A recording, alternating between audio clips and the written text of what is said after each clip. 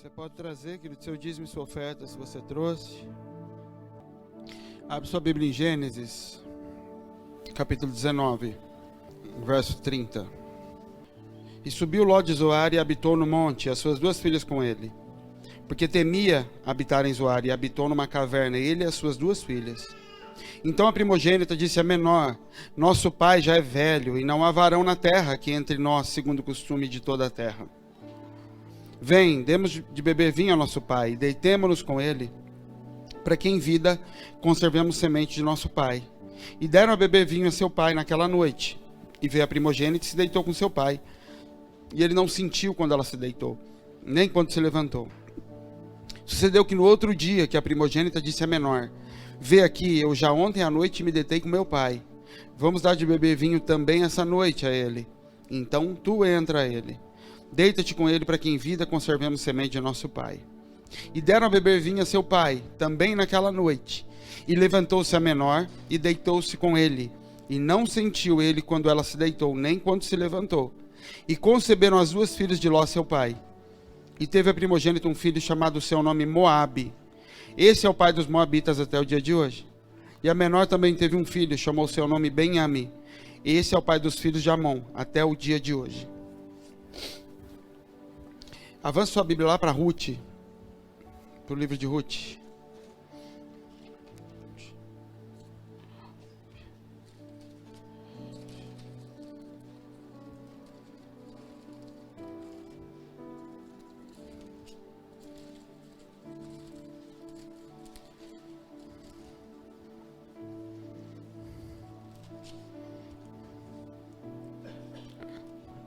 Deixa aberto no capítulo 2.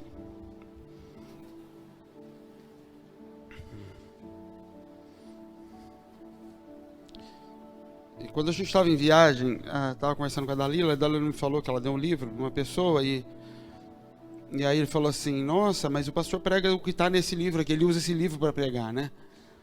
Aí eu falei: não, mas foi ele que escreveu o livro. Mas o que me chamou a atenção foi que eu escrevi aquele livro tem uns 5 anos. E eu falei: nossa, será que hoje ainda estou pregando a mesma coisa do livro? E no final é isso mesmo. A palavra por mais que o Senhor fale coisas diferentes, de formas diferentes, que pareça que a gente está avançando na palavra, no fim a palavra de Deus é sempre a mesma. Criar filhos para Ele, pegar pessoas, transformar pessoas em filhos de Deus, porque é só isso, e é só para isso que serve a igreja. Nós nos reunimos aqui como família para isso, para tocar uns aos outros, para fazer com que as pessoas pareçam filhos de Deus. Não é para nada além disso. Não é para isso aqui crescer e ter 500 pessoas fechadas aqui dentro. Na verdade é para terem filhos de Deus aqui que possam sair desse lugar e espalhar essa mesma imagem em outros lugares. Então a mensagem vai ser sempre a mesma. Então o que tem que chamar nossa atenção não é o fato da mensagem ser a mesma. O que tem que chamar nossa atenção é o fato da mensagem não gerar efeito. Mesmo sendo a mesma, mesmo tanto sendo repetida. Quando a Bíblia conta a história de Amon e de Moabe, do nascimento dessa tribo, isso fala da igreja. Ló saiu, perdeu a esposa no meio do caminho. E as duas moças, quando olham para o pai, elas falam: a gente tem que fazer alguma coisa, porque o pai vai morrer. Não tem homem em volta da gente aqui, a gente está num deserto. E a semente do pai vai morrer. Nosso pai vai perder descendência. Então elas estupram o pai. Elas arrancam do pai delas a força, com a justificativa de que era para o próprio pai que elas estavam fazendo aquilo. É por causa dele, para que não falte semente para ele. Elas justificam o desejo delas de ter filhos, de verem a sua descendência, e que estão fazendo bem para o pai. Não é por ele que a gente está fazendo isso, só que elas embriagam ele. Isso é a igreja que quer crescer, passando por cima do próprio Deus, dizendo que os filhos são para ele. E elas geram, através de incesto, 2 descendências malditas, que ao longo de toda a história são malditas aos olhos de Deus, porque elas são geradas na força do desejo de uma mulher, e não na vontade do pai, e não no tempo do pai delas. E quando essas mulheres espalham esses filhos sobre a terra, Você vai ver depois uma dessas mulheres chegando lá em Ruth, lá no livro de Ruth. Você vai ver a continuação dessa descendência. Ao longo da história, elas são sempre destruídas pelo povo de Deus, a pedido de Deus. Esse povo, essas mulheres que estão gerando filhos, dizendo que são para mim, que estão fazendo para mim, mas estão fazendo na força delas. O Senhor fala, esse povo é maldito, eu não quero contato com esse povo. Mas aí lá na frente, você tem a história de um homem e de uma mulher, Noemi e o esposo, que saem da terra de Judá. Por causa da fome eles fogem. Eles procuram um outro lugar. E eles vão para a terra de Moabe. Elimeleque, Noemi e 2 filhos. Eles saem da terra do Senhor, porque eles estavam tendo fome na terra, não tinham o que plantar. E eles vão para uma terra de maldição. E quando eles chegam nesse lugar, todos os homens dessa família morrem. Passado um tempo, todos os homens morrem. Eles estão num lugar onde as mulheres constroem. E quem sobra? Noemi. Noemi e as 2 noras. 2 moabitas. E Noemi, depois de um tempo, ela fica sabendo que lá na terra dela, voltou a ter comida. E ela fala, eu vou voltar. E ela vira para as noras dela. E ela fala assim, voltem para a casa de vocês. Vão procurar outros maridos. E elas falam, não, a gente vai com você, a gente vai cuidar de você. E Noemi insiste, não, voltem, eu não tenho mais como dar filhos para fazer descendência em vocês. Mas uma delas, Ruth, resolve ficar com ela. No capítulo 1 ela diz assim, verso 16, disse porém Ruth, não insista para que eu te deixe e me afaste de ti, porque aonde quer que você for eu irei, e onde você pousares à noite, ali eu pousarei. O teu povo será o meu povo, o teu Deus será o meu Deus. Onde quer que você morra, eu morrerei e ali serei sepultada. Me faça assim o Senhor e outro tanto, se outra coisa que não seja a morte me separar de ti. O que o Ruth está fazendo aqui com Noemi? Ela está fazendo uma aliança com Noemi. Ela falou, vou me aliançar a você. Eu vou para onde você for, eu vou comer o que você comer e eu vou morrer aonde você morrer. A moabita que estava fadada, o destino dessa mulher era morrer debaixo da maldição. Ela agora abre mão de ter filhos para cuidar da sogra. A mãe dela, que começou essa maldição, ela disse assim, eu não posso morrer sem filhos. E eu vou violentar o meu pai para ter filhos. Essa daqui faz o contrário. Ela fala assim, eu vou ficar com você, ainda que eu não possa ter filhos. Eu vou me meter no teu caminho. Eu vou morrer onde você morrer. Eu vou andar onde você andar. E com isso agora ela sai da terra dela e vai lá para Judá, junto com Noemi. E essa é a história da igreja. Essa é a história de todos nós. Gente que conheceu de alguma forma a igreja, ouviu falar do Deus da igreja, mas nenhum de nós aqui, ou 99% de nós, não conheceu Jesus senão pela igreja. A igreja foi quem nos apresentou Jesus. Você conheceu Jesus por uma igreja. Pode ser que você conheceu Jesus através da vida de alguém, mas esse alguém te levou para a igreja. E pelo Jesus que a igreja te apresentou, você resolveu andar junto com a igreja num primeiro momento. Então você diz, eu vou abandonar o caminho que eu andava e vou seguir o caminho dessa igreja. E nós nos aliançamos com a igreja, porque foi isso que nós aprendemos. A gente é mais católico do que pensa. A gente se aliançou com a igreja, com a noiva de Jesus. Então a gente começa a se vestir do jeito que ela fala. Nós começamos a falar como ela fala. Por que para você é normal vir à igreja domingo de manhã? Por que para você é normal ver os seus irmãos uma vez por semana, durante 1h30, 2 horas? Onde você aprendeu isso? Não foi na Bíblia. Porque o modelo de igreja da Bíblia não era esse. O modelo de igreja da Bíblia era diário. Às vezes mais de uma vez por dia. Onde nós aprendemos isso? Nós aprendemos com a igreja. Isso não veio de Jesus. Isso não vem do Pai. Isso vem da igreja, isso vem de uma aliança com a igreja, que entra em nós e nós começamos a praticar isso. E essa foi Ruth. Ela se aliançou a Noemi e falou, vou lá para sua terra. E quando elas chegam na terra, que é a terra do Messias, elas chegam em Judá, não tinha mais fome. Mas elas vão viver de quê? Porque Noemi já perdeu o marido. Ruth não tem mais marido. Então elas vão viver agora na terra da prosperidade, na terra do Senhor, mas como viúvas. Então Noemi fala para Ruth: filha, você vai rebuscar espiga. O que era rebuscar espiga? Deus colocou uma lei sobre o povo de Israel para que as viúvas não passassem fome.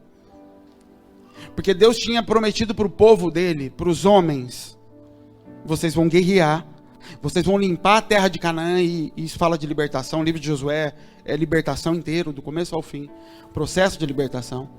Quando vocês limparem a terra de vocês vai manar leite e mel. A boca de vocês vai manar leite e mel. Então vocês vão ter o que comer, homens. E vocês vão poder cuidar da descendência de vocês. Isso era a promessa de Deus. Isso é a promessa de Deus para nós. Quando é que sua terra vai manar leite e mel? Quando a sua terra for limpa. Quando isso aqui for limpo. Só que Deus está dizendo: mas vão ter órfãos e viúvas no meio de vocês. E quem é viúva não tem o marido que tem a terra para plantar e poder sustentá-la. Como é que ela vai viver? Como é que as viúvas vivem? Quando você for colher a tua eira, quando você for chacoalhar tuas espigas, pegar o seu trigo, tua cevada, vai cair grãos no chão. E é normal que caiam. Tinha uma lei que Deus estabeleceu que é: não pegue o que cai no chão.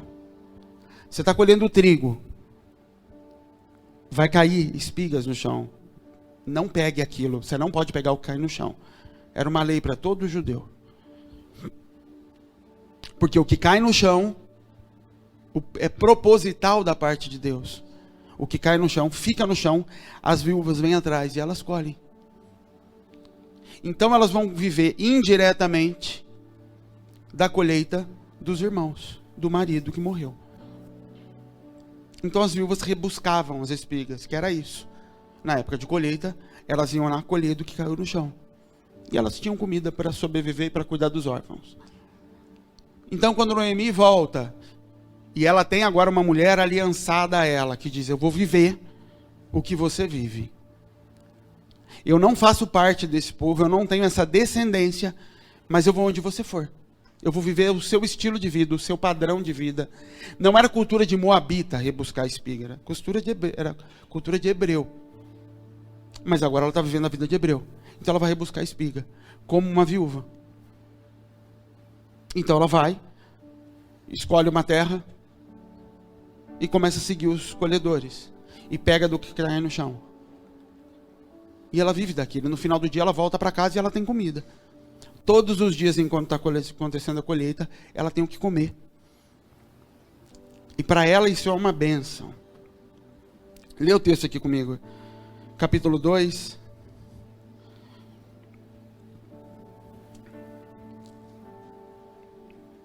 Verso 8.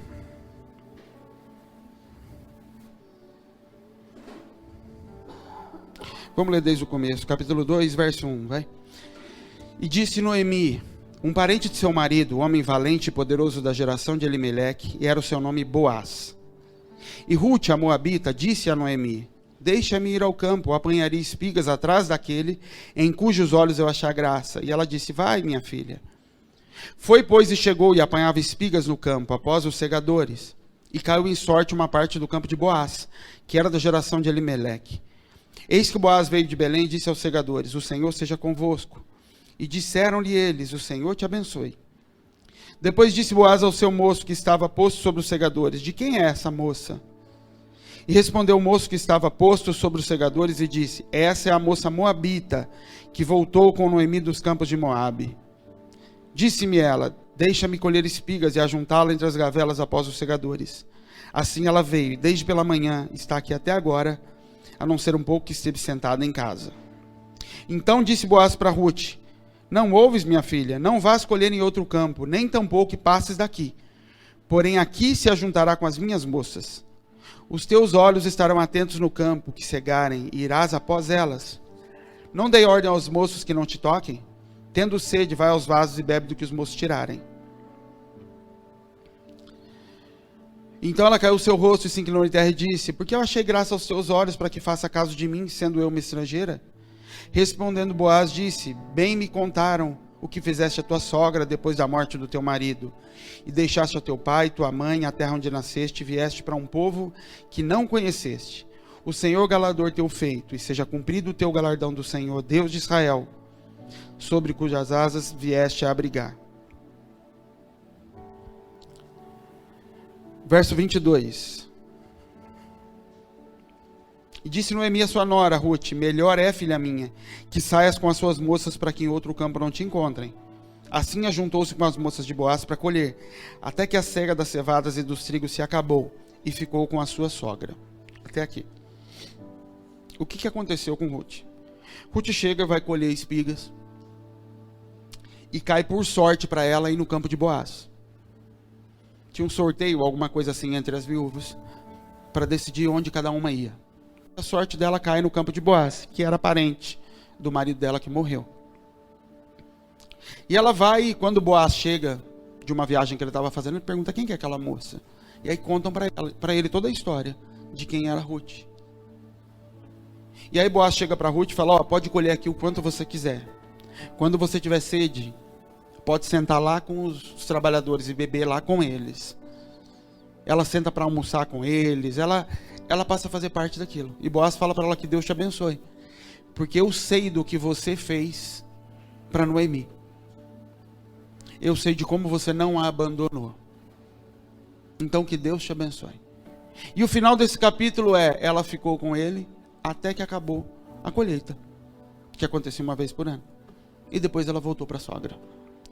Essa é a história da maioria da igreja. Essa é a história da maioria dessa igreja. Gente que se aliançou com a igreja. Gente que se sacrificou pela igreja. E por isso o Senhor da casa permite que você viva do que cai do chão. E ainda deixa cair até um pouco mais. Gente que conheceu Jesus através da igreja.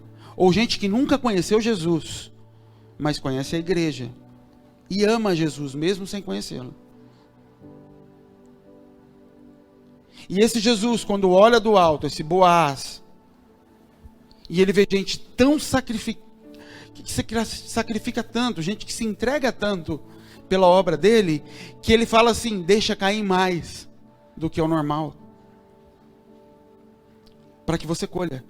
E aí quando ela volta para casa, Noemi olha para aquele tanto e fala: meu Deus, onde você pegou tanta coisa? Porque não é normal esse tanto de comida para uma viúva. E ela fala: foi Boaz. Porque Boaz, quando olha para mim, ele sabe o que eu faço. Ele soube do sacrifício que eu fiz por causa da igreja, da aliança que eu tenho com a igreja. Então ele disse: olha, eu fiquei sabendo da aliança que você tem com a igreja. Fiquei sabendo de como você é envolvido com a igreja, de como você se doa pela igreja, de como você oferta pela igreja, de como você trabalha pela igreja. Então ele deixa mais espigas cair no chão para mim. E ele falou: até que se eu tiver sede, eu não preciso levar água de casa. Eu posso sentar lá com os trabalhadores e beber água deles. Eu posso almoçar com eles. Isso é a história da maioria. Gente aliançada com a igreja,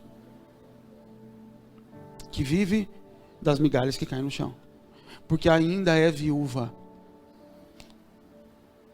porque ainda não firmou aliança com o noivo, porque anda junto, porque anda perto, porque se entrega, porque faz coisas, mas não tem aliança com ele. É viúva. Então no final da colheita, Boaz volta para a casa dele e ela volta para a casa de Noemi. Duas viúvas. Sabe qual é o problema disso? Colheita, querida, acontecia uma vez por ano. E no período em que não tinha o que respigar, o que acontece? Fome. Por isso que a vida é assim, ó. Porque tem períodos em que eu vivo disso que deixa se cair no chão. Tem períodos que eu tenho que mendigar. Porque a lei dada por Deus para representar o relacionamento com Ele é que o marido ia levar comida para dentro de casa, não a esposa. Então quando eu não tenho marido, eu sou viúva. Mulher não tinha trabalho no meio do povo hebreu. Ela não era empregada por alguém para poder levar sustento para dentro de casa. O trabalho dela era mexer, era produzir com aquilo que o marido trazia para dentro de casa. Era cozinhar a comida que o marido trazia para dentro de casa. Então o final da vida de muitos é isso. Uma aliança com a igreja, admiração a pessoas, admiração ao que quer que seja, ao pastor, ao louvor, ou a qualquer outra coisa. Mas um lugar onde eu passo para colher do que cai no chão. Onde eu não me transformo naquilo. Em que no final da colheita eu volto para casa, sabendo que eu vou ter outros períodos de fome, torcendo para a colheita voltar, e como uma viúva, clamando a Deus para que deixe cair mais um pouco no chão para que eu pegue. Só que Noemi sabe disso. Noemi sabe que a vida de uma viúva aqui não tem futuro. Então quando acaba aquela colheita, Noemi vira para Ruth e fala: filha, é o seguinte, foi muito bom, a gente comeu muito bem, mas eu sei o que vai acontecer agora. Eu sei porque eu conheço as viúvas desse lugar. Eu sei que meu marido ajudava a sustentar a viúva aqui na época em que não tinha colheita. Sabe o que vai acontecer agora, Ruth? Vai ter uma festa em que vão festejar toda a colheita, e quando a festa acabar, nós voltamos a ser viúvas. A gente não tem mais o que fazer na terra daquele homem. A saída para você, Ruth, é arrumar um marido. Porque senão daqui a 2 semanas, 1 mês, a gente vai estar com fome aqui dentro de casa e clamando a Deus para que mande de novo uma terra para produzir alguma coisa para a gente poder ir lá pegar do que cai no chão. A única forma de sair disso, Ruth, é se você se aliançar com ele. É se você deixar de visitar a terra dele como viúva e visitar como dona daquele lugar.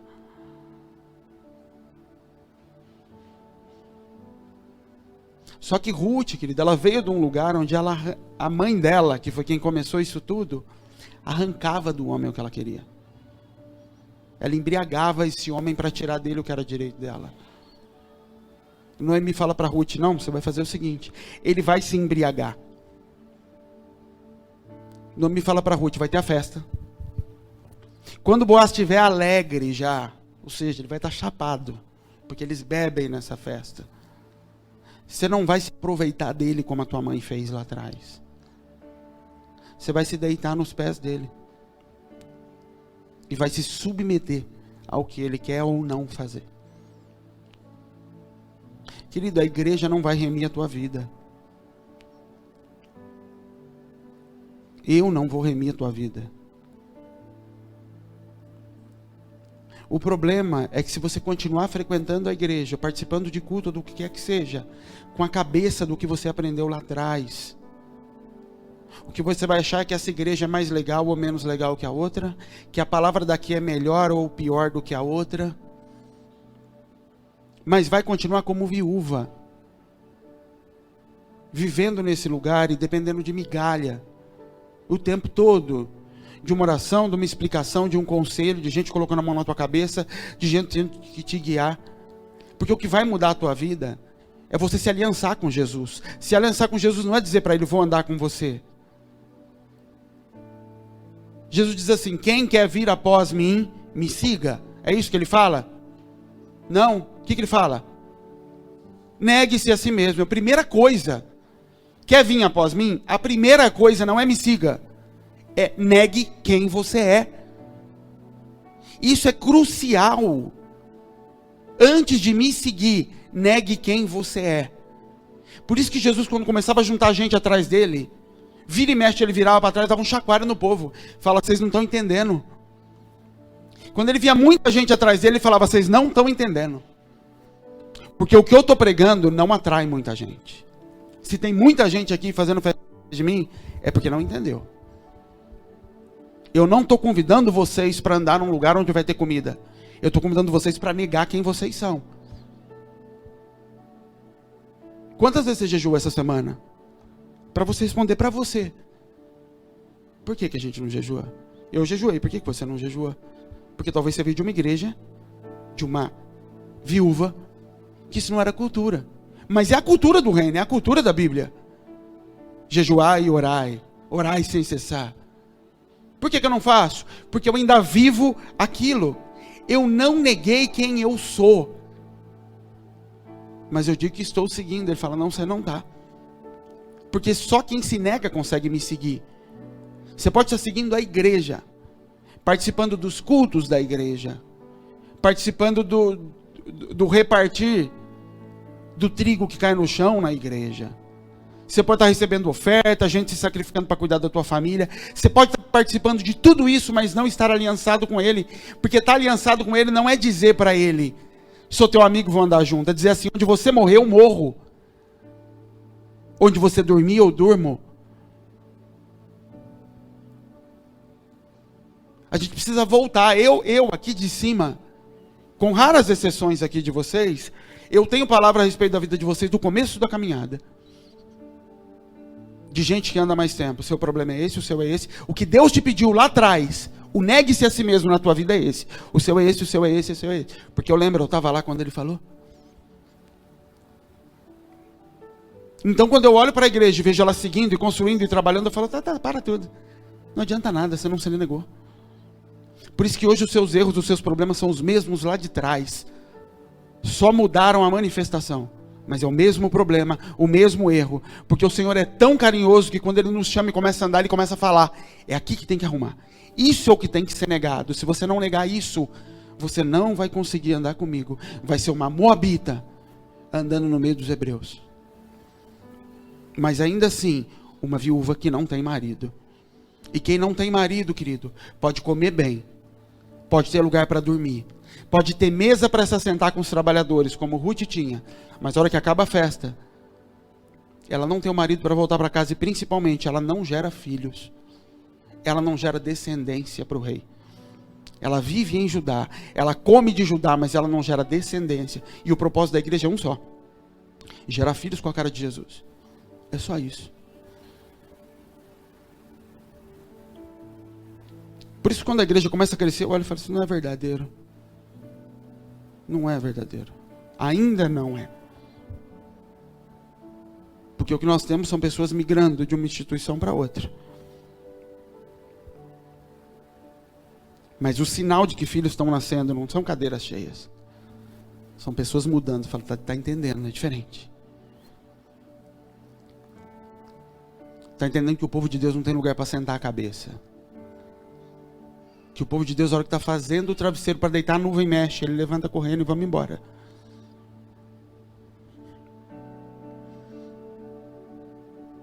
Para mim, querido, o problema, para mim, Jean, é só cansaço às vezes. Cansaço de igreja, cansaço de gente, é só isso. Isso é o Senhor que me dá descanso quando tiver que dar. O problema é a ilusão que é gerada, da gente vivendo como viúva. Olhando para modelos e criando ídolos. Porque uma coisa, querido, é paternidade. Uma coisa eu falo para vocês o que Jesus falava, o que Paulo falava e o que ele nos ensinou a falar. Olha para mim. Isso é uma coisa. Olha como modelo. Outra coisa é você começar a transformar em ídolo. O ídolo não me pede que eu seja igual. O ídolo pede que eu sirva para receber a recompensa. E isso é totalmente diferente de paternidade. Quando eu falo olha para mim, eu estou falando assim, faça igual, seja igual e manifeste mais do que eu estou manifestando. Cresça mais do que eu cresci.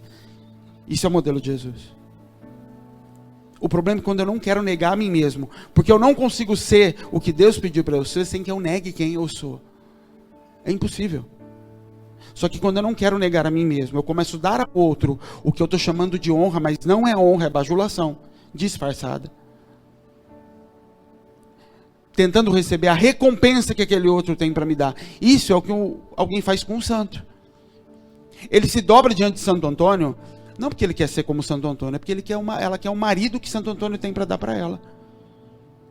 Mas ela não está interessada na santidade de Santo Antônio, ela não está interessada se Santo Antônio era um homem puro, o que ele fazia da vida, não é a minha.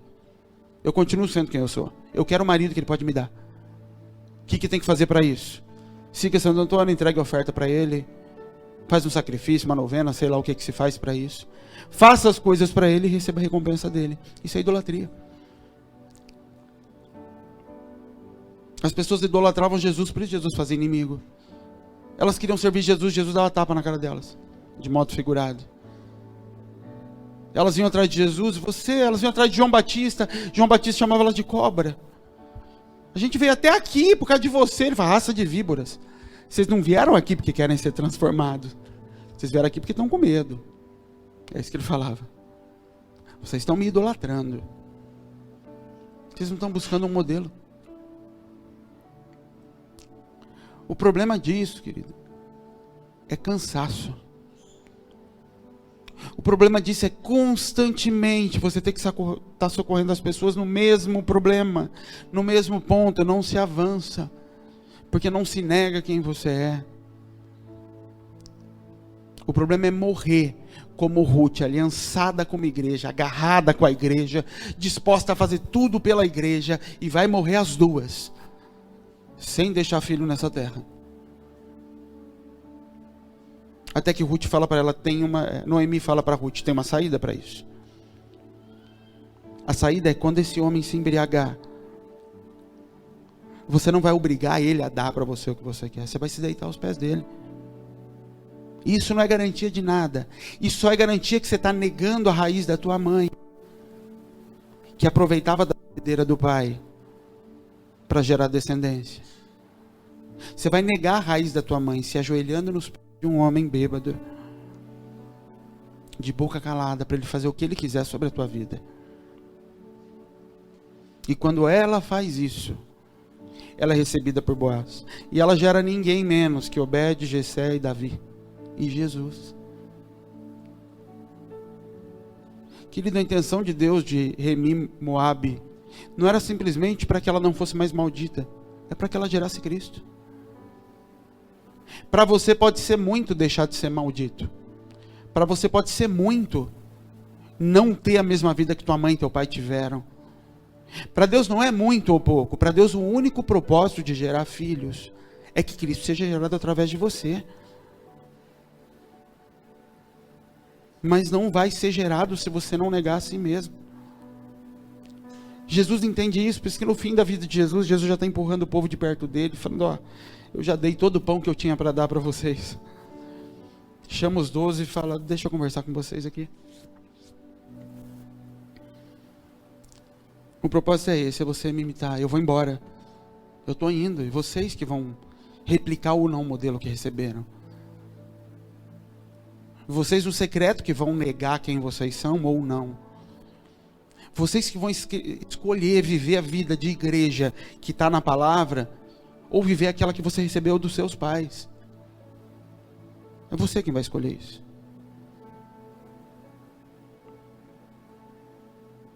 E não tem desculpa, querido, ó, quem anda comigo há mais tempo vai entender o que eu vou falar. E quem está há pouco tempo, talvez um dia vai ter a chance da gente conversar e eu contar.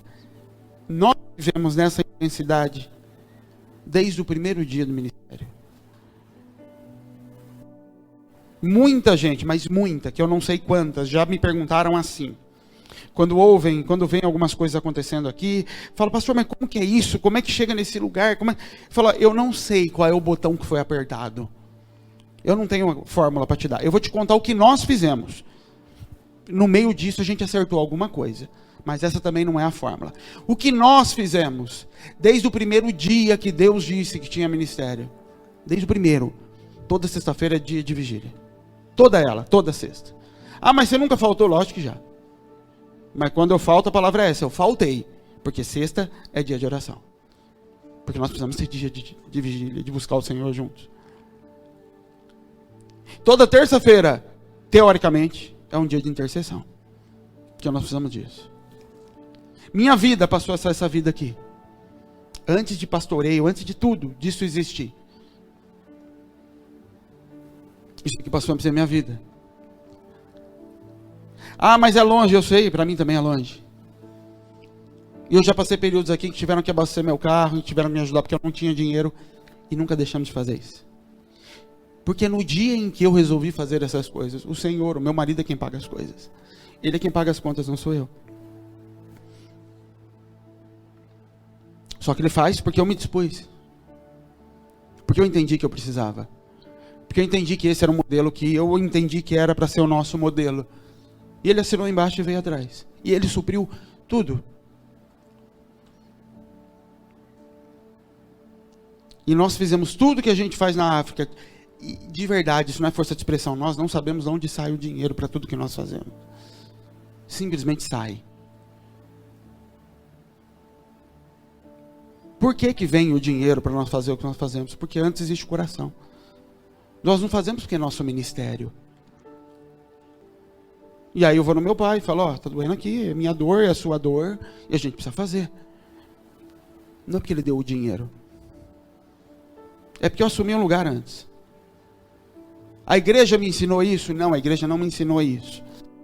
A igreja onde eu vim, ela me ensinou a ser racional, a ter poupança. Uma igreja com poupança para mim é igual um Deus com chifre. Não tem cabimento. Tem gente passando fome. Como é que eu estou guardando dinheiro? Mas enfim, a igreja não me ensinou isso. Quem me ensinou isso foi meu pai, foi meu marido. Porque eu assumi aliança com ele, neguei quem eu sou e comecei a sentir as dores dele. Minhas dores antes eram outras. As minhas dores eram trocar de carro. Eu era louco por troca de carro. Eu trocava de carro uma vez por ano. E às vezes fazia até negócio pior do que o que eu já tinha, de tanta loucura por trocar de carro. Minhas ânsias eram coisas da minha família, das minhas filhas. E desde o dia em que eu aceitei Jesus, em que eu entreguei minha vida para o ministério, minhas filhas nunca se vestiram tão bem, nunca viajaram tanto, nós nunca comemos tão bem, nós nunca desfrutamos de bens materiais de forma tão intensa como a partir do dia que eu resolvi entregar tudo. Enquanto eu fazia faculdade, queria fazer mestrado e comecei a empresa, eu não vivi o que eu vivo no dia em que Deus falou, você não vai estudar mais. Mas eu quero fazer, não vai fazer mestrado, não vai fazer seminário, não vai fazer mais nada. Você vai viver agora o que eu tiver para você. Eu falei, tá bom. A partir dali eu comecei a viver o que eu não vivia antes. Porque ele está dizendo, agora você é minha esposa. Sou eu que banco a tua casa, não é mais o teu trabalho. Então agora, essa semana o Manuel me ligou. Anteontem o Manuel me ligou, a gente estava aqui na igreja. Pai, quando você for mandar o dinheiro do material escolar, você pode mandar um pouco a mais? Por quê? Porque eu estou sem dinheiro. Para o caril, que eles falam. Que é tirando arroz e feijão, qualquer coisa que você coma. Essa época é difícil, é época pré-colheita, então eles colheram há muito tempo atrás, estão prestes a colher de novo. Você pode mandar dinheiro? Eu falei, manda. Porque eu penso na minha casa. Eu indo no mercado com as minhas filhas, comprando carne, comprando as coisas, e ele está falando lá dos filhos dele, da casa dele. Falou assim, é a minha casa lá. Manda, Manuel, eu vou mandar. Da onde? Não sei, mas eu vou mandar. Porque se Deus deu para eu colocar na minha casa, e eu digo de boca cheia, nós temos trabalho na África, nós temos filhos na África. Tá bom, falar é legal. Não, eu vou mandar, Manuel. Mas não tem nem o da escola, eu sei, mas esse eu vou mandar. De um jeito ou de outro. Ele já pegou até emprestado, porque as aulas estão para começar. Eu vou mandar, Manuel. E eu vou mandar. E eu já vou mandar, que é meu filho. Não é o pastor da igreja de lá. É meu filho Manuel. Sabe Manuel, que todo mundo pega os videozinhos lá, legal, África, as meninas dançando, Afriquinha e tal. Essa é a vida da igreja. A igreja na África, tá? Esquece isso, entra agora na aliança com o pai. É filho lá. Que precisa comer, que precisa vestir, que precisa calçar.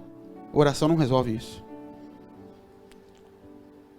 E se Deus me deu ele como filho, Deus vai dar dinheiro para eu comprar sapato para as minhas filhas e para os filhos dele.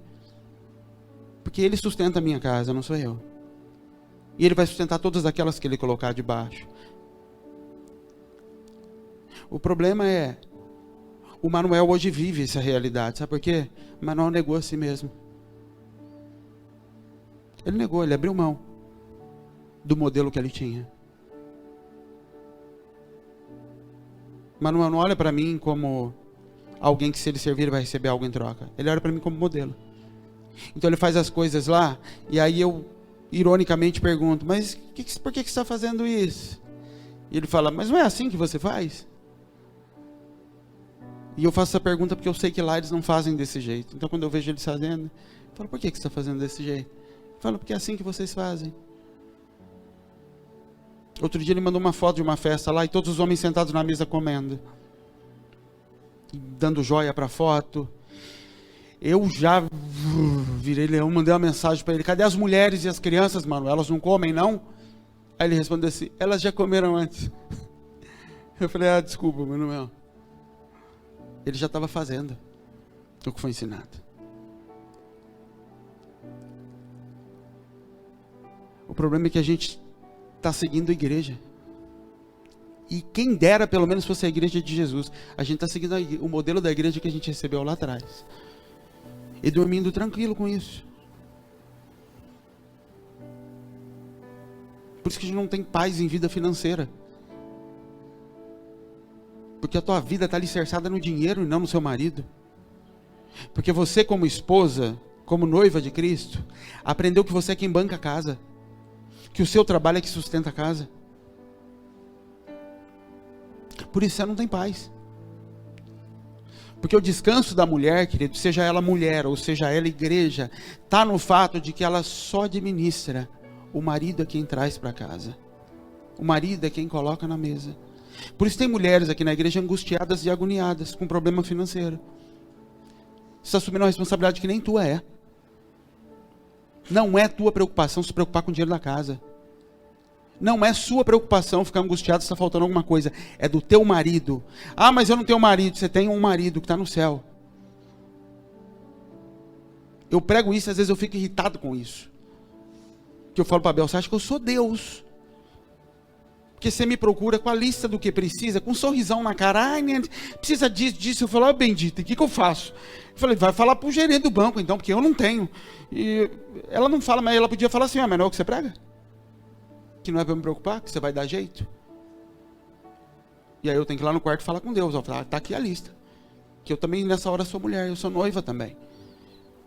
O Senhor é o marido que sustenta. O problema é que nós somos como Moabe, assumindo o lugar do pai, para tentar resolver problemas. Ah, mas que meu marido está bêbado. Deixa ele bêbado, deixa Deus matar ele, porque pelo menos ele pode resgatar teu filho. Porque o dia que aqueles 3 homens se movem da terra por causa de fome, para se submeter a uma moabita, os 3 homens morrem. E o que sobra é ela só.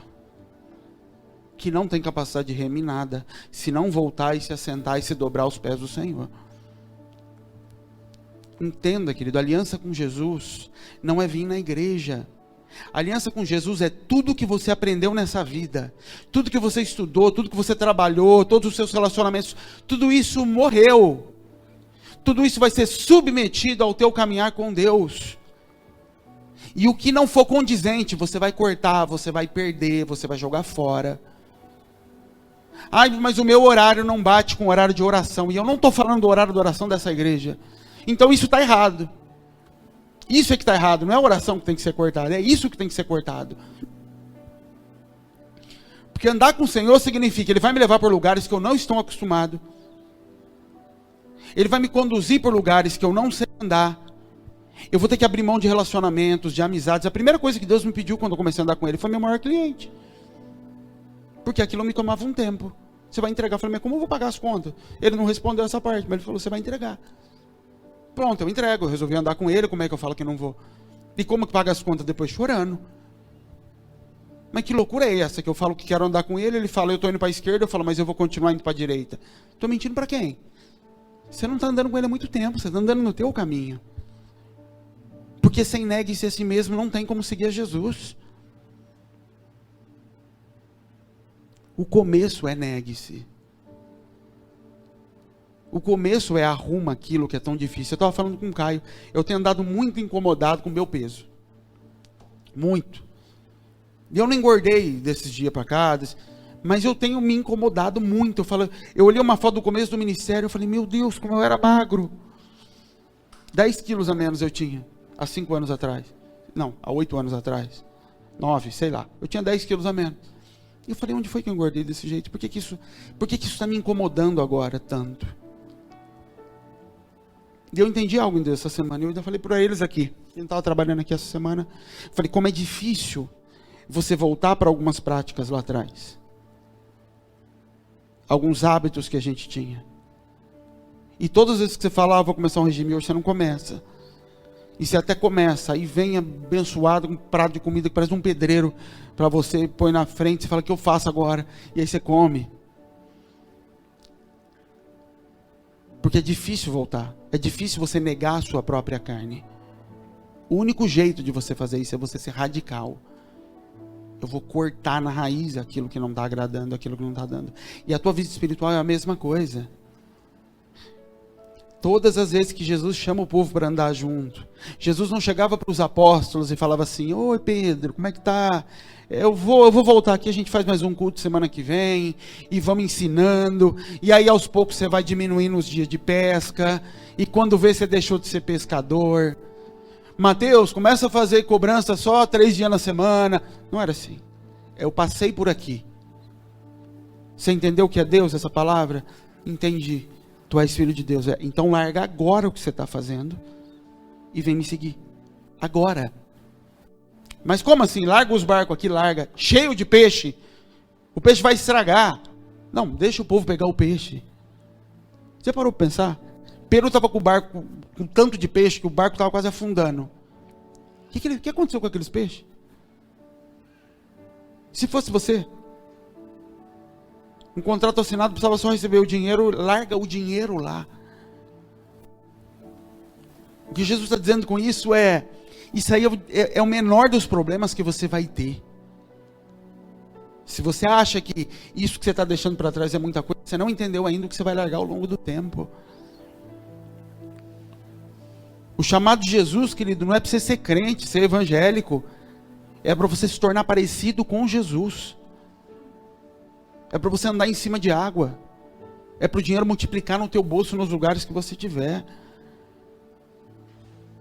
É para você sair daqui e ir para a África, as pessoas olharem para você e falar, a gente nunca viu algo desse tipo. E você olhar e falar, mas o quê?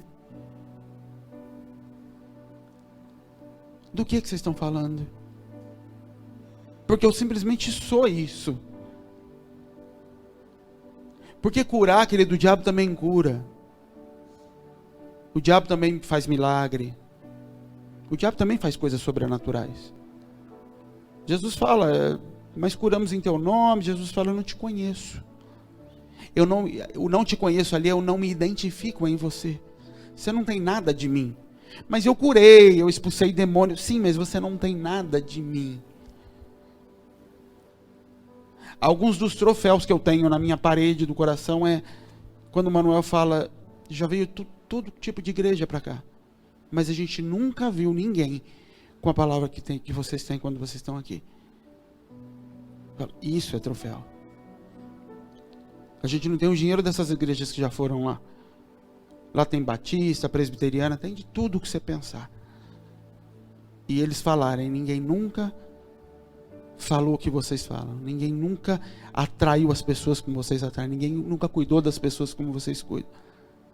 Então, eu vejo Jesus quando eu vejo vocês. Porque esse é o propósito. Mas eles não iam ver Jesus se eu não me casasse com Jesus e não deixasse que ele gerasse um filho dentro de mim.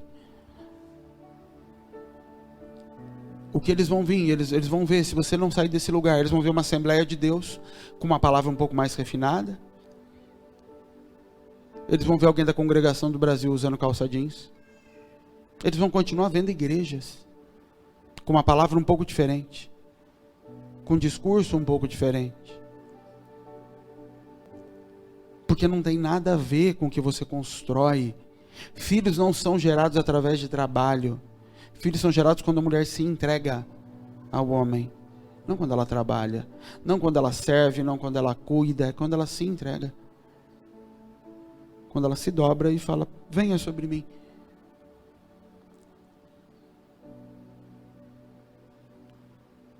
A igreja, querido, o que nós fazemos aqui é só conduzir você até esse noivo. Mas não adianta se quando te aponta para lá, isso te obriga a se negar. Porque a igreja tem lugar para toda personalidade, para todo tipo de gente. A igreja tem lugar para todo tipo de gente. O lugar de filho de Deus, não. A igreja tem gente egoísta. Na igreja tem gente preguiçosa, na igreja tem gente orgulhosa, a igreja tem tudo. Deus não tem filhos assim. É nele que nós somos sarados. Por isso que Paulo, quando fala sobre isso, ele fala assim: sede meus imitadores, porque eu estou sendo de Jesus. Ele está dizendo, o modelo continua sendo ele.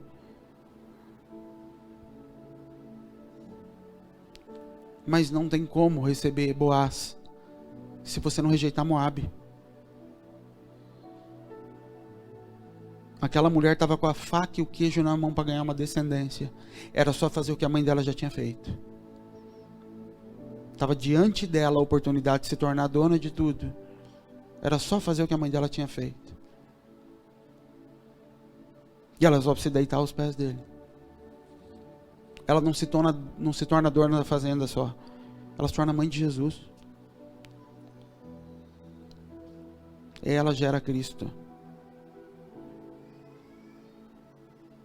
Fica de pé, querido. Vamos orar.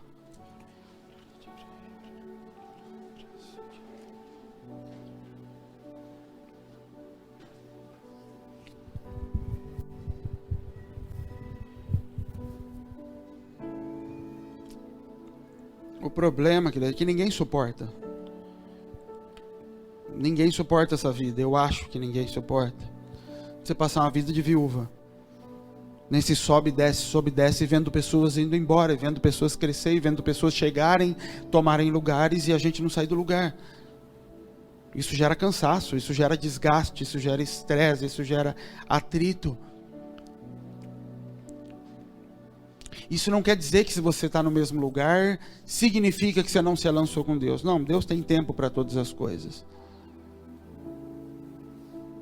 Mas você precisa se julgar se você ainda não consegue negar algumas coisas na tua vida. Se você ainda continua vivendo como vivia antes. Nos mesmos lugares, caindo nas mesmas coisas, lutando com os mesmos problemas. Vai ter conflito, é natural que você vai ter conflitos. E o problema vai onde? Na igreja. Porque é com ela que eu estou me relacionando. Eu não me relaciono com a igreja nessa intensidade que eu me relaciono porque eu sou pastor. Eu só sou, entre aspas, pastor a metade do tempo em que a gente tem ministério. Aliás, eu sou desde o primeiro dia, só que eu não sabia. E mesmo quando eu não sabia. Eu só sabia de uma coisa: para andar com Jesus eu tenho que negar todo o resto. Do resto eu tenho que olhar e falar: o que a gente aproveita aqui? O que eu posso levar daqui, Jesus? Minha empresa, no começo, eu queria jogar ela embora. E quem andava no começo sabia disso. Eu não queria mais. Porque eu queria fazer só as coisas de Jesus, o que o Senhor quer. Ele falou, é minha. Essa aí você segura. Eu vou usar ela. O problema não é o que você mantém, ou retém, ou abre mão. Isso não quer dizer que você vai ter que abrir mão das coisas. O problema é você não estar aberto a abrir mão das coisas para andar com Ele. Você não negou a si mesmo. E sem negar a si mesmo, você não está seguindo a Jesus. Você está replicando as mesmas falhas do teu pai e da tua mãe. Nós vamos viajar agora para o Piauí. Querido do céu. Se tem uma lição que eu aprendi lá, eu falei: como é que o erro de um homem desgraça gerações? A gente começou a olhar e analisar e ouvir as histórias de todas as gerações adiante, que vai embora.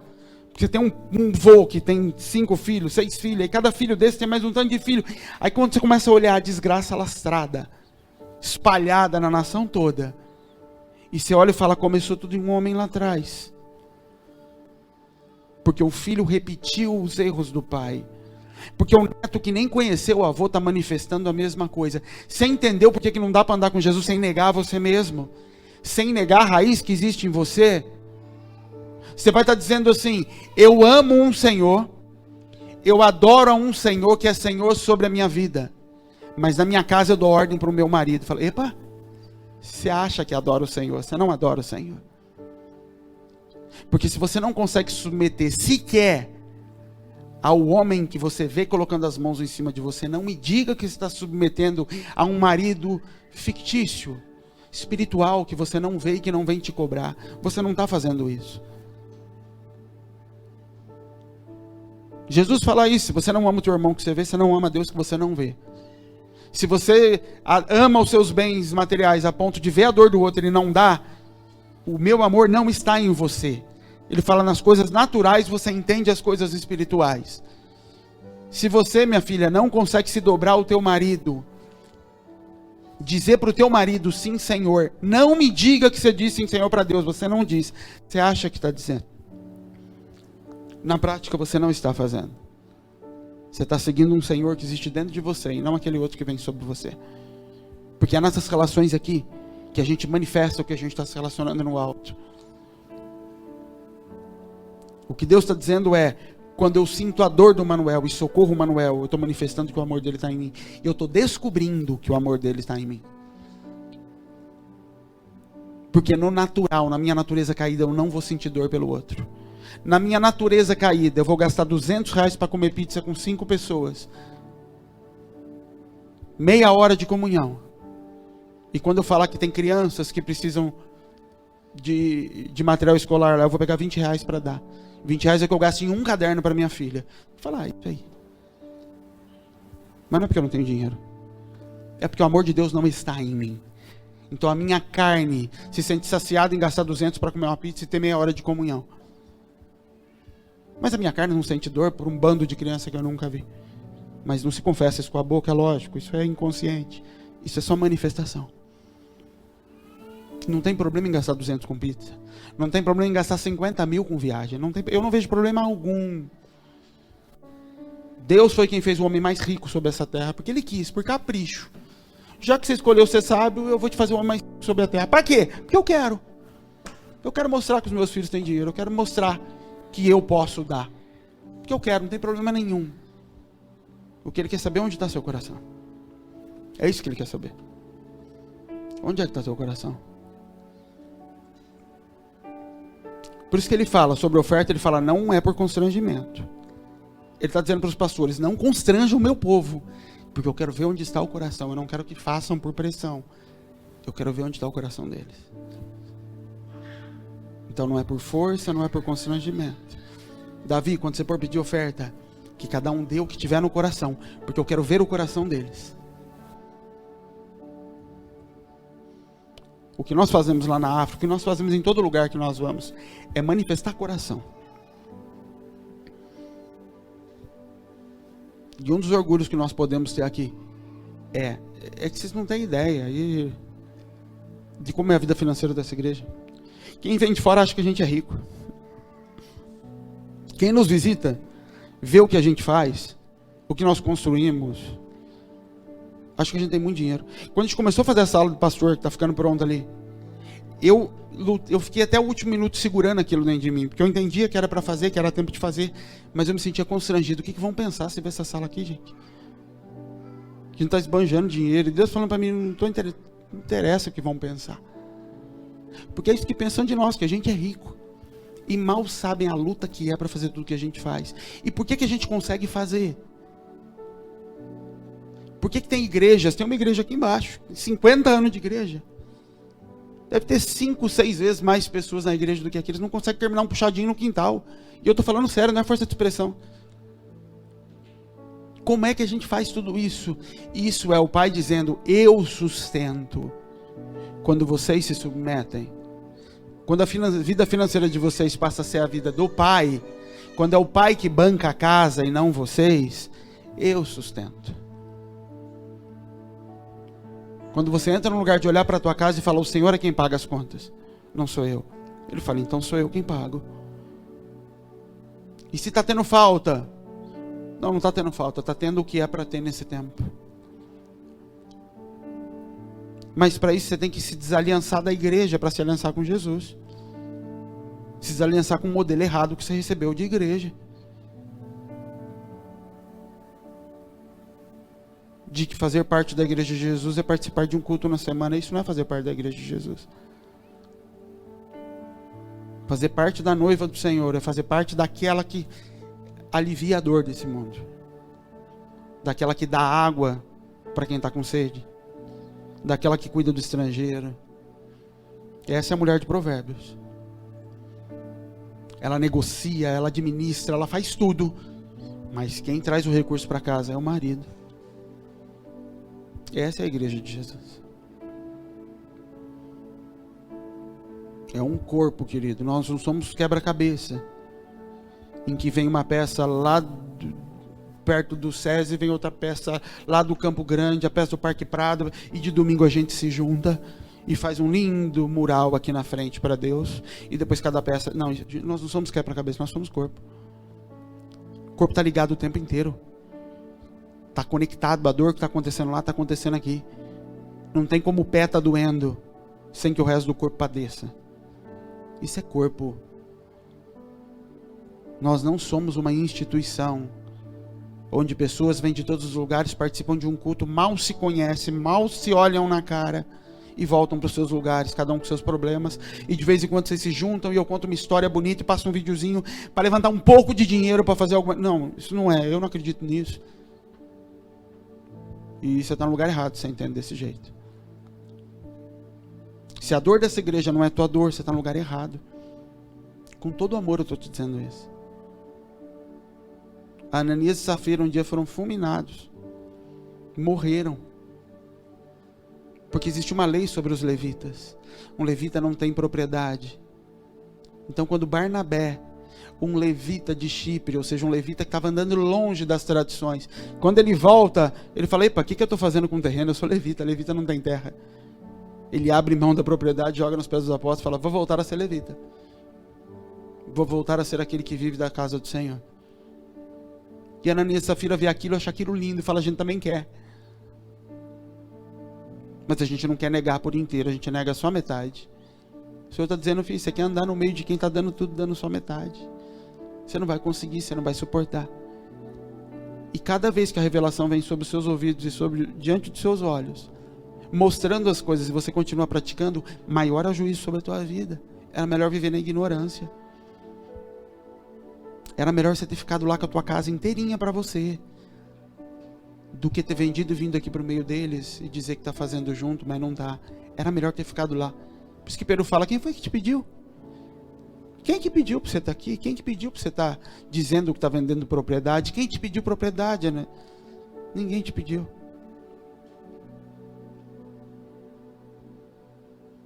Jesus é bom, querido, mas no mesmo nível em que Jesus é bom, Ele é justo. Com a mesma mão em que Ele vem nos acariciar, Ele traz juízo sobre a terra. A Bíblia diz: dura coisa é cair nas mãos do Todo-Poderoso. Não queira provar do juízo do Senhor. Então Ele diz: é melhor a gente ser frio. É melhor você viver no pecado do que você viver morno, viver mais ou menos. É melhor ser um Paulo assassino e depois se tornar um Saulo assassino e depois se tornar um Paulo disposto a morrer, do que ser mais ou menos. É melhor você ser rebelde na tua casa com teu marido e não estar na igreja. Mas no dia que você for para a igreja do Senhor, entender o teu lugar e começar a chamar o teu marido de Senhor, do que ficar no meio tempo. Do que estar na igreja e não dando ao Senhor o lugar que é dele. Que a gente se torna réu de juízo. Nós não fomos feitos para ficar nos reunindo aqui de domingo, contando história e se abraçando. E cada um voltando para o seu cantinho depois. A gente não foi feito. Nós fomos feitos para viajar todo mundo, para toda essa terra. Nós fomos feitos para todo mundo poder pegar um microfone, abrir a boca e manifestar o reino de Deus onde estiver. Nós fomos feitos para todo mundo abrir sua boca e profetizar. Todo mundo que está aqui. Esse é a nossa chamada. De toda a igreja, de todos os filhos. Mas tem que ter consciência disso. De corpo. E não sair daqui no domingo, entrar no carro e já voltar. Desliga a chave igreja, liga a chave secular. O que eu vou fazer amanhã? Qual é? O que eu estou pensando em fazer? E aí você para analisar o que você está planejando, quais são os seus projetos, quais são as suas preocupações. Elas não têm nada a ver com Deus. Elas não têm nada a ver com o que Deus pensa sobre a tua vida. Então a gente consegue entrar aqui no domingo, passou daquela porta, colocar a auréola na cabeça. Ó Senhor Santo, Tu és Senhor, Tu és dono de tudo, eu me rendo, eu não sou nada, o Senhor é que manda. Olha as coisas que a gente vai confessando. Receba a honra, receba a glória e me prostro aos seus pés. Tá bom, acabou a música, sai dali da porta, eu já entro no carro, eu viro pro meu marido e falo, você não presta. Eu que decido, eu que mando. Não, você pensa assim, mas eu penso diferente. Fala, mas cadê aquela noiva linda que eu me prostro aos seus pés, que virou a chave da porta? Você está participando de culto, você não entendeu a igreja.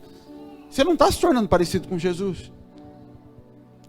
Você tem uma vida secular e uma vida aqui. Não existe vida secular e vida aqui. Existe uma vida. Que ou ela é inteira espiritual, toda espiritual. Seu trabalho é espiritual. O que você faz é espiritual. O que você deseja fazer é espiritual. Tudo. O que você faz com o seu dinheiro é espiritual. Você acha que a vida da igreja é a igreja de fora? É a vida de fora. Não é. Na verdade, você não negou quem você é. Você abriu mão de 2 horas na sua semana para entrar aqui e praticar um modelo cristão. Mas lá fora, eu continuo sendo o que minha mãe era. Lá fora, eu continuo tratando meu marido do jeito que minha mãe tratava o meu pai. Lá fora, eu continuo sendo cobertura sobre minha esposa do jeito que o meu pai era. Fraco, mole. A hora que ela sobe um pouquinho a voz, eu já recuo para trás. A gente não está nos tornando filhos de Deus. Continuamos sendo filhos de Moabe. A gente só se aliançou com a igreja. A gente só tem amigos agora que acreditam na mesma coisa. E se eu estou errado, me ajuda a enxergar onde é que eu estou errado. Que eu preciso saber o que é certo então. Mas o que nós precisamos ver é gente madura, a gente está crescendo nisso. Está se parecendo com Jesus. Nós fomos para o Piauí, tem igreja lá, mas era melhor que não tivesse. Porque pelo menos quando chegasse, ia gerar uma expectativa nas pessoas do que tem diferente. Mas já tem, eles olham e falam, é pior que a nossa. Não mudou ninguém, não muda nada. Não muda nada. Eu ouço as rádios evangélicas, às vezes eu falei, era melhor é porque a igreja não tinha dinheiro. Porque não passava vergonha em público. Mas o que são as rádios? Elas são um reflexo do que é a igreja. Por que todo mundo na rádio está pedindo dinheiro? Porque é o que os crentes estão pedindo. É só reflexo. Só tem gente lá porque tem gente atrás disso. Agora o Senhor, querido, Ele nos levou para a África a primeira vez em 2012. 5 anos depois Ele me levou de volta para lá para a gente começar alguma coisa. E os outros países, por que a gente não vai? Porque Ele está olhando e falando, aqui enviarei. Não é por falta de dinheiro, eu garanto para você que Ele tem. Não é falta de dinheiro. O que Ele está olhando e falando, aqui enviarei. Onde é que estão aqueles dispostos a negar a si mesmo? Quem é que está disposto a fazer empréstimo para poder socorrer quem precisa? Que nós já fizemos. Empréstimo para ofertar, sabe o que é isso? Nós já fizemos. E depois refinanciamos o empréstimo, depois renegociamos. Por quê? Eu não sei, mas eu acho que é porque se fosse com a minha filha eu também faria. E como eles são de verdade meus filhos, se a mãe Manuel se desviar, ele vai continuar sendo meu filho. Vou continuar amando ele, mandando mensagem, perguntando como ele está. Ele é meu filho. De verdade. A Bíblia fala de José, Lucas 4, se eu não me engano. A Bíblia fala assim, ele era, como pensavam, pai de Jesus. A Bíblia está dizendo, pensavam que ele era pai de Jesus, e realmente ele era, porque ele assumiu esse lugar. E pai para Deus tem a ver com aliança, com assumir o lugar. Tem a ver com sangue. Não tem a ver com DNA.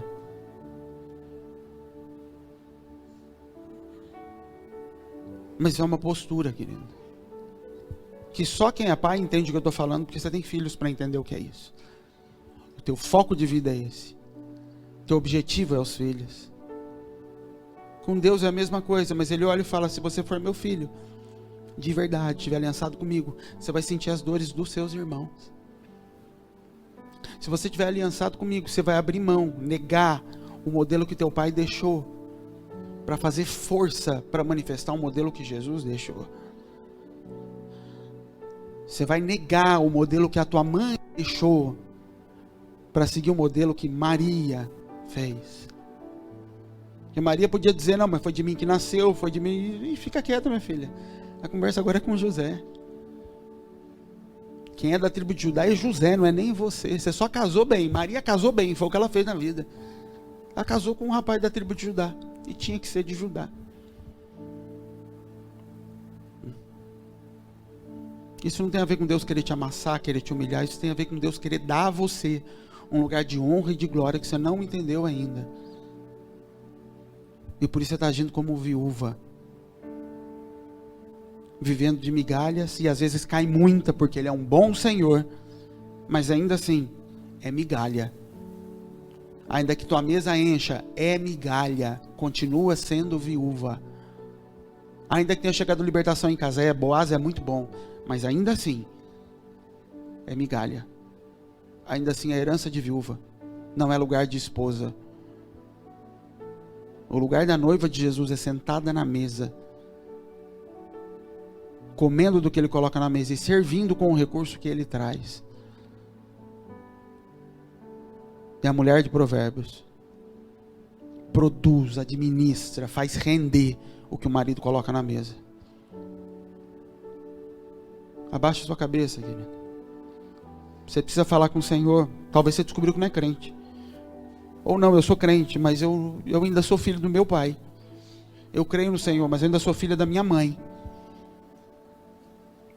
A hora que você sai dessa porta, o seu foco de vida, seus objetivos de vida continuam sendo os mesmos. Meu trabalho, meu estudo, o lugar que eu quero conquistar. E Deus fala, para. No que isso aí agrega no meu reino? O que Deus te disse que isso tem a ver com o reino dele? Não é nem o que você acha que tem a ver. O que Deus te disse que isso está vinculado ao reino dele? No que você está fazendo no seu dia a dia, o que é que isso contribui para o reino? Tua casa faz parte do reino, teus filhos comem, faz parte do reino, o estudo dos seus filhos, a roupa dos seus filhos, tudo isso faz parte de reino, sim. Mas o que você tem feito da tua vida, o que tem tomado o teu coração, o que tem tomado o teu tempo, o que tem tomado as tuas preocupações, o que isso tem a ver com o reino? Aonde está o teu tesouro, ali está o teu coração. Onde é que está o teu tesouro? Que sonhos são esses que estão te roubando e te fazendo entrar em conflito? Se alguém quer seguir a Jesus, negue-se a si mesmo e depois me siga. Só depois de se negar, porque ninguém pode ter dois senhores, ninguém pode amar duas coisas ao mesmo tempo.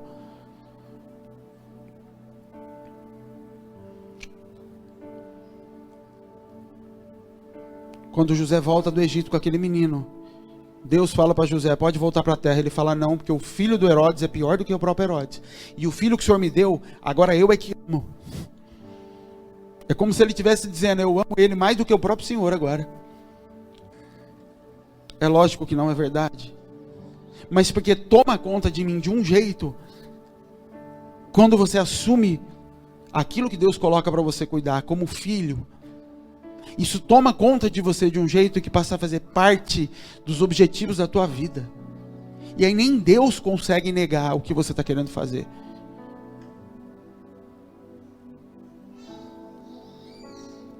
A Bíblia fala de um homem nos Valentes de Davi que entrou no meio de um campo para defender um campo que não valia nada, sozinho, porque para ele aquilo valia muito. Todo mundo abandonou e ele ficou sozinho lá em cima com uma lança para defender aquele campo, dizendo, não, isso aqui é meu. O Senhor me deu isso. Pode não valer nada para vocês, para mim é tudo. E isso é o reino de Deus, querido, uma pérola pequenininha, que você olha e fala, isso aqui vale tudo. E você abre mão de tudo e vende tudo para ter aquela pérola na mão.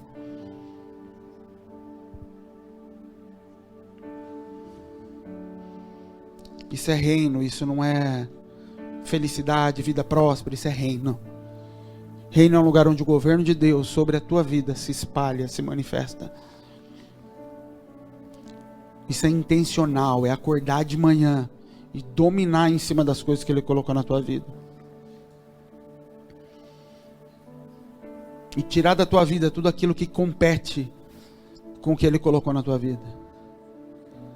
É pegar tudo que você vai fazer, é tratar seus filhos olhando para eles de modo espiritual, tentando entender por que Ele é desse jeito, Porque Deus mandou ele desse jeito aqui, e o que eu tenho que aparar nele?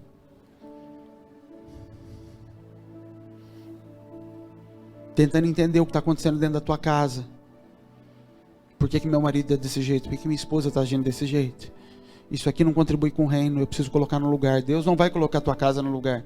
Para isso ele te colocou lá e te deu um título de marido. Ele vai governar através de você. Ele fala com Maria, mas ele vai falar com José. José, deixa eu te falar, porque você que é o homem da casa. Tem um negócio acontecendo na sua casa assim, assim, assim. Dá para receber ela por mim lá? Ele não dá ordem para José, porque a casa é de José. Você não vai desfrutar e não vai entender e não vai entrar nos lugares que Deus tem, se você não negar os lugares que teu pai e tua mãe deixaram. Se você não negar essa natureza rebelde que existe aí dentro, você não vai desfrutar do colo, do marido, do Senhor. Vai ser como Ruth, vivendo de migalha, vivendo no lugar de viúva.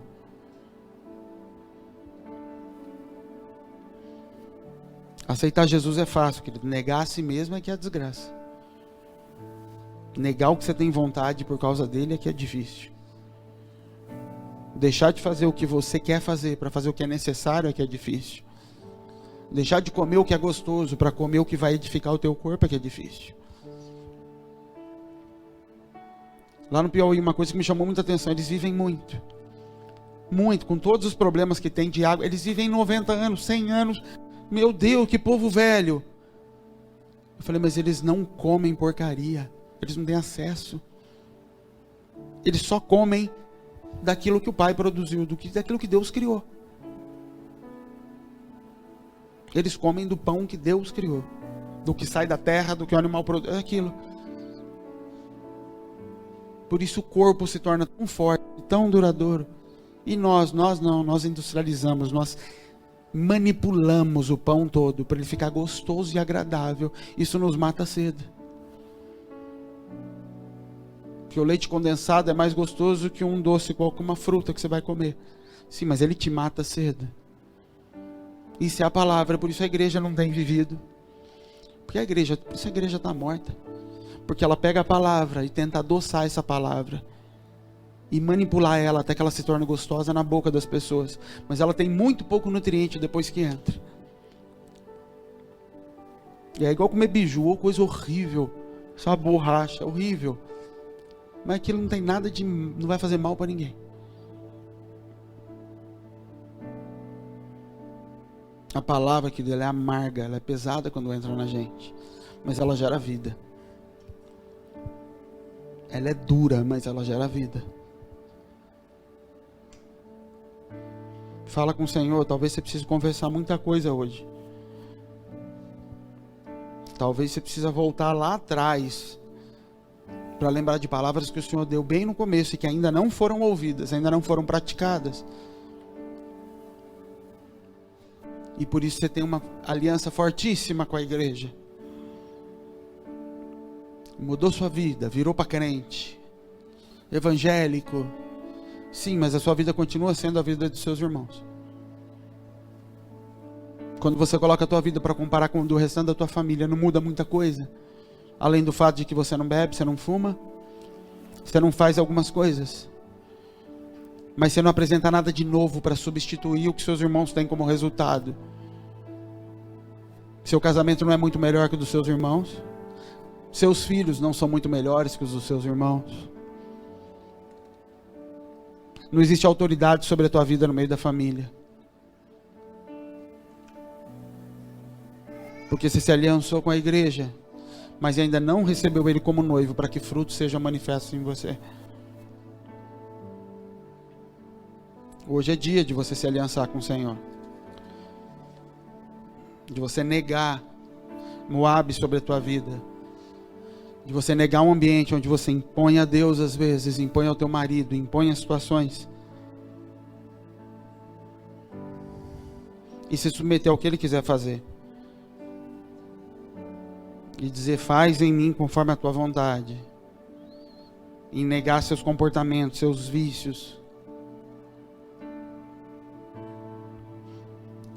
em buscar não mais fazer parte de uma igreja como uma peça de quebra-cabeça, que se junta em eventos especiais, em datas, mas fazer parte do corpo de Cristo, em trazer sua sujeira para a mesa, jogar ela, confessar suas dores e apresentar o seu corpo como sacrifício vivo para a gente descobrir o que dá para aproveitar aí no corpo. O que Deus colocou aí que a gente não tem, que é o motivo dele ter te trazido para cá. O que tem aí que a gente não tem aqui ainda, que precisa usar? É seu dinheiro, seu dom de pregar, seu dom de cuidar, seu dom de ensinar, sua misericórdia, sua paciência, tua força física, o que tem aí? Isso é corpo, querido. Pai, nós te agradecemos por esse dia, Senhor, pela tua graça, pela tua misericórdia sobre nós, que o Senhor nos cubra e nos envolva como marido, Senhor, que nós possamos, Senhor, voltar lá no começo, Pai, que a gente não seja como aquele povo que seguia Jesus, mas nem sabia para onde ele estava indo, aquele povo que seguia Jesus, Pai, mas não tinha relação com ele, aquele povo que seguia Jesus, mas que ouvia o Senhor através de parábolas e não entendia nada, mas estava seguindo. Que nós possamos fazer parte dos 12, Pai, do teu corpo, daqueles que se assentavam na intimidade com o Senhor, daqueles que abandonaram sua família, daqueles que negaram, Senhor, sua descendência, suas tradições, daqueles que abriram mão dos comportamentos que não têm a ver com a tua natureza, daqueles que ouviram negue-se a si mesmo, Senhor, que tomaram a cruz e que estão te seguindo. Em nome de Jesus, Pai, nos ajuda a ter a sua natureza, Senhor. Nos ajuda a te manifestar, Jesus. Nos ajuda a nos alegrarmos com aquilo que alegra o Senhor. Nos ajuda a chorar pelo que te faz chorar. Nos ajuda a ter o teu coração, Jesus. A te amar como o Senhor nos ama. Em nome de Jesus, Pai, nós te agradecemos. Que a tua graça seja sobre a tua igreja. Que nós possamos refazer dentro de nós o entendimento de igreja, Senhor. Que nós possamos te conhecer, Jesus. Que nós possamos negar um modelo religioso que a gente recebeu, Senhor. Que nosso relacionamento com o Senhor, que nosso relacionamento com a igreja, com o teu reino, não se limite ao domingo de manhã, Pai. Que a nossa vida seja constantemente conduzida de acordo com a tua vontade, com o teu reino, Pai. Em nome de Jesus é que nós te agradecemos, ó Pai. Em nome de Jesus, leva-nos em segurança, Pai. Nos dá uma semana debaixo da tua graça. Em nome de Jesus. Amém, queridos? Tem ceia. Deixa eu ver se Helena.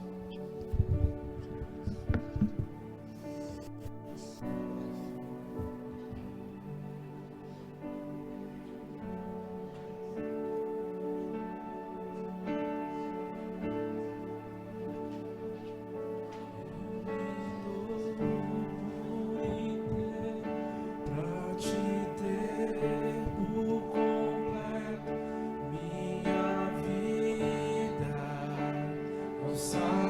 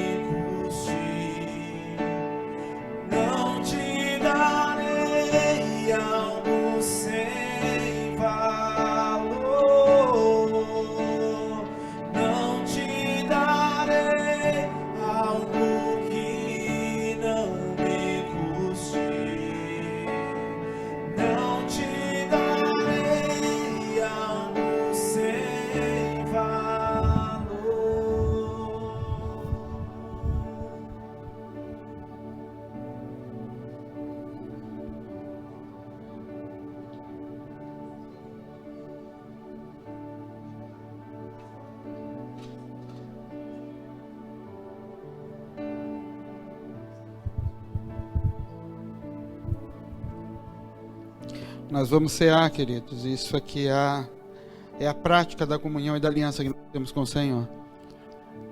Assim como você com a tua esposa reforçam e selam a aliança na intimidade de vocês, é isso que nós fazemos aqui com Jesus. Isso é uma coisa para filhos.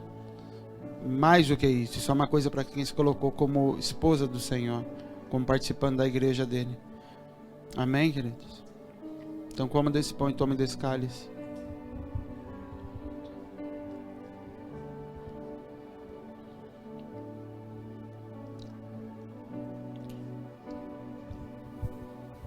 Até isso aqui a gente faz de forma religiosa.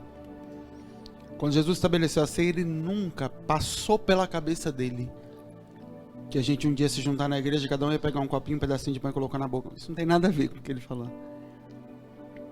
O que ele falou, vocês vão se reunir. E todas as vezes que vocês vão se reunir, vocês vão fazer isso em memória de mim. Fazer o quê? Vocês vão jantar junto. Quando vocês jantarem junto, façam isso para se lembrar de mim. Vocês são um corpo. Partam o meu corpo lá no meio. Não tem nada a ver com esse negocinho aqui. Nada, nada, nada, nada. Isso aqui a gente faz porque a gente é religioso. Entenda isso. Senão você está tomando ceia aqui e não tem a mínima comunhão com o corpo, mas você diz, eu participei da ceia. Participou nada. Você tomou um negocinho disso aqui que não dá nem para sentir o gosto. E a gente diz que por causa disso eu tenho comunhão com o corpo. Tem nada. Só tomou esse negócio aqui. Que o padre que inventou esse tantinho aqui ainda, aquele pedacinho de pão, foi a igreja católica que inventou aquilo. Só que o deles é amassadinho, sem fermento. Nossa, mesma coisa. Amém, queridos? Deus abençoe.